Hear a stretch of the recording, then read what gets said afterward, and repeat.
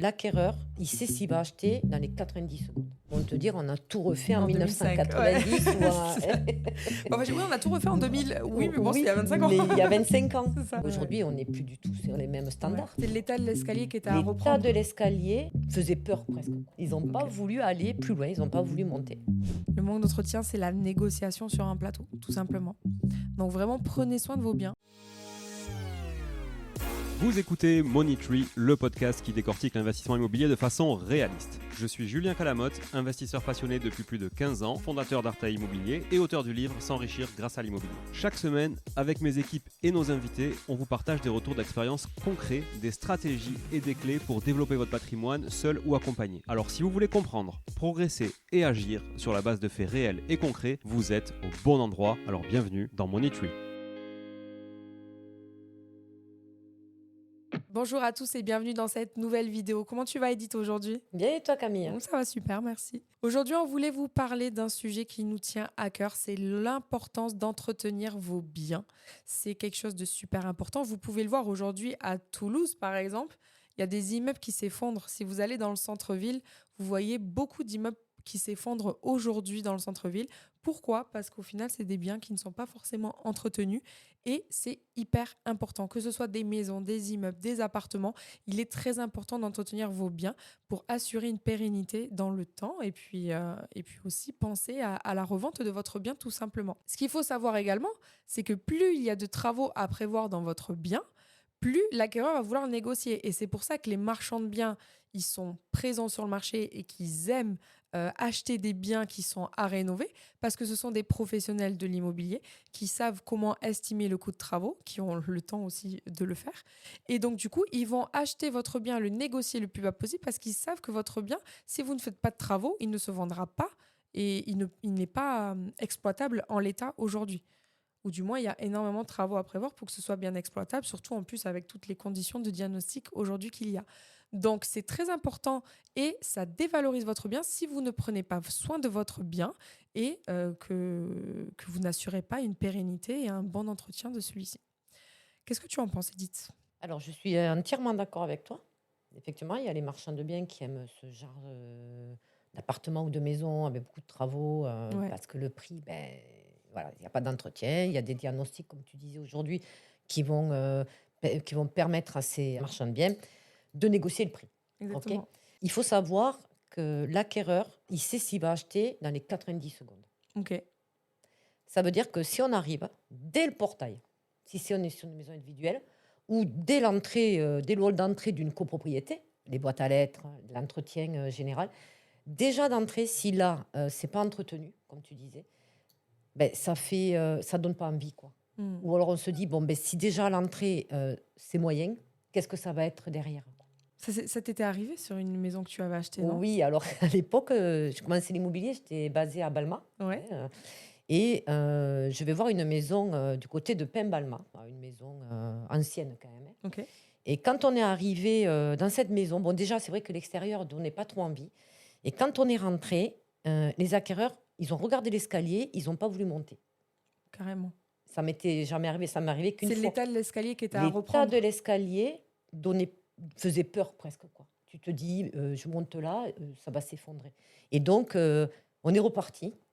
On est reparti comme on est venu en définitive. Wow. Voilà, ils n'ont pas voulu aller plus loin, ils n'ont pas voulu monter.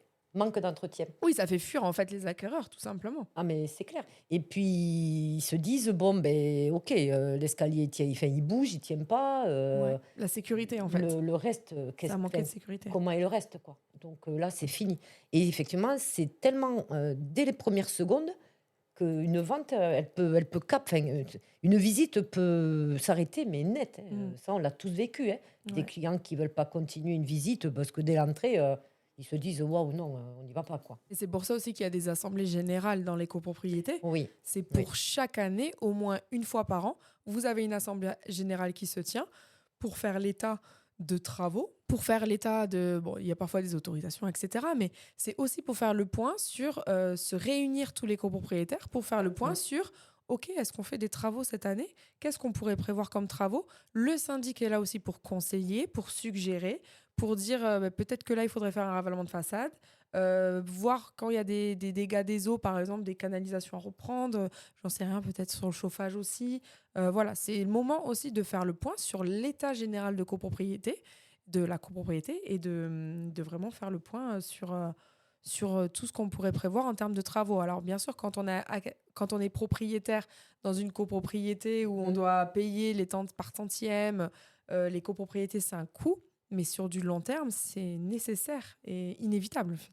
Ah, mais c'est plus que nécessaire, parce qu'une copropriété qui ne fait jamais de travaux, à un moment donné, enfin, c'est obligatoire. Les façades, parce qu'aussi, on parle aussi quand même d'audit énergétique. À un moment Oui. donné, voilà, il va falloir y arriver. Donc, une copropriété qui est mal entretenue, c'est comme pour une maison individuelle. Elle perd de sa valeur. L'acquéreur, il arrive. Dès l'entrée, si les boîtes à lettres sont en mauvais état, que les murs ont 25 ans d'âge, qu'il y a des vieilles moquettes comme on faisait dans les années 60 et qu'elle est toujours là, l'acquéreur, il se dit waouh, je vais acheter, mais à un moment donné, je vais avoir des frais de copro. Et donc, de suite, c'est pareil là. Ouais. C'est de suite, si c'est un marchand de biens, lui, il s'en fiche des 90 secondes. Lui, il va regarder quoi? Le prix, qu'est-ce qu'il peut négocier? Ouais. Et là, c'est la Qu'est-ce qu'il cata. peut négocier et toute la valorisation qu'il peut faire derrière. En fait, un Exactement. marchand de biens va repenser directement à la revente. Il va Oui. voir en fait toute la plus-value. Il pense déjà à comment il va revendre son bien. Et oui. Et qu'est-ce qu'il Donc, va négocier? Dès lui, par exactement. contre, dans les 90 secondes, il Ouais. sait déjà ce qu'il va Il sait négocier. déjà ce qu'il va négocier, c'est vrai. Par contre, un bien entretenu, il peut créer le coup de cœur. Oui. Un bien entretenu peut créer le coup de cœur. L'acheteur, il est rassuré. Il sait que tout l'entretien a été fait. Il sait qu'il ne va pas avoir de gros travaux, surtout quand on achète une maison. Toute honnêteté, quelqu'un qui ne s'y connaît pas forcément en immobilier, il ne se rend pas compte des coûts toiture, il ne se rend pas compte. Enfin, c'est de suite une charge mentale en fait, pour l'acquéreur de devoir prévoir tous ses coûts directement. Donc ça le rassure de se dire « Ah ok, je suis tranquille pendant 10 ans sur ma toiture. Ah ok, je suis tranquille sur mon isolation. Ah ok, je suis tranquille, j'ai pas besoin de refaire de travaux particuliers. » Et moi, ça m'est arrivé sur une maison là, que j'ai récemment vendue. Une maison. Les propriétaires donc, ont construit cette maison dans les années 60, de 68 exactement. Et les propriétaires, c'était des gens maniaques, bricoleurs, et ils en ont pris extrêmement soin. Mais la particularité, c'est qu'il y avait encore la table Formica dans la cuisine, et la cuisine, elle datait des années 80. Elle était vraiment d'époque. C'était vraiment quelque chose d'intemporel. On avait la tapisserie dans les chambres, enfin sur les murs, Les non, pas les plafonds, plafonds. peut-être. On n'avait pas les plafonds, mais il me semble qu'on n'avait pas la moquette. Pas dans cet appartement-là. Mais vraiment, on était dans un état figé quand même dans les années 80. Et ce qui était dingue, c'est que j'ai eu un coup de cœur sur cette maison par l'entretien. En fait, l'acquéreur qui est venue, elle savait qu'elle n'avait pas de gros travaux à prévoir. Elle savait que c'était une maison ancienne avec une cuisine à refaire. Mais elle s'est dit, mais la maison était tellement bien entretenue. Elle sait qu'elle est tranquille. C'était une femme qui vivait avec son adolescent. Elle savait qu'elle était tranquille sur la toiture, que c'était tellement bien entretenu qu'elle savait que les propriétaires, ils avaient vraiment pris soin de ce bien. Et elle est venue en toute sérénité. Et après, elle avait juste ses travaux à prévoir. Voilà. Mais coup de cœur, et du coup, j'ai eu une offre au prix. Mais oui. J'ai une offre au prix. Alors que si je devais avoir la toiture, même si le prix était un peu plus bas que j'avais mis dans la vie de valeur, Bien sûr. le coût de refaire une toiture, etc., elle ne se serait pas forcément positionnée sur ce type de bien à cause de la charge mentale que ça engendre derrière, quoi. Et oui, c'est exactement ça. Voilà. Tu as tout dit sur les travaux, enfin, l'entretien d'une maison, d'un bien immobilier en général, c'est très, très important. On a souvent ce qu'on rencontre comme objection par rapport aux vendeurs, venant des vendeurs, Ouais. c'est que comme eux, il y a le côté affect sur leur maison. Ils vont te dire oui, mais on a tout refait. Là, on est en 2025. Ils vont te dire on a tout refait en 1990. Ouais. Ou en... Enfin, oui, on a tout refait en 2000. Oui, mais bon, oui, c'était il y a 25 ans. mais il y a 25 ans. C'est ça. Donc aujourd'hui, on n'est plus du tout sur les mêmes standards. Ouais. Donc l'acquéreur, oui, il rentre, il voit du lambris partout, des choses comme ça, c'est fini. Ouais. C'est fini, quoi. Ouais. Ça va être compliqué d'aller à l'offre d'achat, quoi, de conclure, quoi. Après, bien sûr, on peut acheter une maison. Parfois, les maisons, elles ne sont pas forcément entretenues, Exactement. quoi que ce soit. Mais là, c'est à nous aussi, notre rôle d'agent immobilier, d'arriver avec des devis pour les acquéreurs, Par exemple, pour vraiment montrer tout ce qu'il y a à faire éventuellement comme travaux. Là aussi, c'est une partie... En fait, nous, la manière dont on peut aujourd'hui rassurer un acquéreur, c'est de venir avec des devis travaux en disant, ben voilà, il y a la toiture à refaire aujourd'hui, elle n'a jamais été refaite, voilà le devis, on a plusieurs devis, voilà, des comparables, etc., qui permet aujourd'hui déjà, d'appuyer notre avis de valeur pour montrer que Non, on n'est pas au prix fort du marché parce qu'on a des travaux à prévoir et que l'acquéreur n'achètera jamais le prix fort pour un bien avec travaux. Mais aussi, du coup, pour rassurer les acquéreurs en leur disant, vous achetez en sachant que vous avez ces travaux-là à faire si vous voulez repartir demain sur un bien qui est totalement entretenu. Oui, Voilà, l'idée, c'est que le prix soit adéquat avec les travaux à prévoir. exactement. Voilà. Donc, ce qu'on voulait partager avec vous aujourd'hui, c'est tout ce qu'il faut entretenir pour que vous ayez vraiment dans votre pensée et que vous retenez bien tout ce qu'il faut entretenir. Si aujourd'hui vous êtes propriétaire d'un immeuble, d'une maison, d'un appartement, qu'est-ce qu'il faut prendre en compte et qu'est-ce qui est indispensable et qu'est-ce qui est à entretenir dans le temps. Donc, tout ce qui est appartement-maison, bon, on a la VMC. Donc, entretien tous les 6 mois, c'est bien de regarder la VMC tous les 6 mois, l'entretenir. Et souvent, les locataires, mettez bien dans les baux c'est le locataire qui doit entretenir la VMC.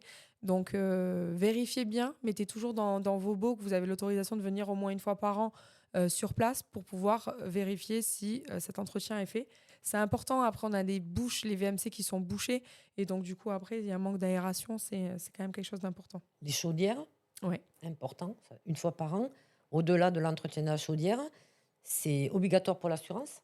Parce que si c'est pas fait et qu'il y a un problème avec la chaudière, ben, l'assureur peut dire ben non, Mm. vous n'avez pas fait l'entretien, on ne vous assure pas, tout Exactement. simplement. Ouais. Donc ça, c'est pareil. Et si c'est loué, il faut exiger tous les ans la facture d'entretien ou alors le faire, enfin que le propriétaire ou l'agence, si c'est une gestion, le fait faire et le refacture au locataire. Mm. C'est même le plus simple. Ouais. On est sûr que on C'est est vrai. sûr que ce soit fait. C'est vrai. Voilà. Il y a aussi tout ce qui est l'électricité, de vraiment voir si on est aux normes électriques. Donc, depuis quand date votre tableau électrique aussi? Est-ce que vous êtes aux normes après, ça, ce qui est bien, c'est que le diagnostic électricité aussi montre toutes les anomalies qu'il y a sur le tableau, ou sur voilà, l'état électrique du bien.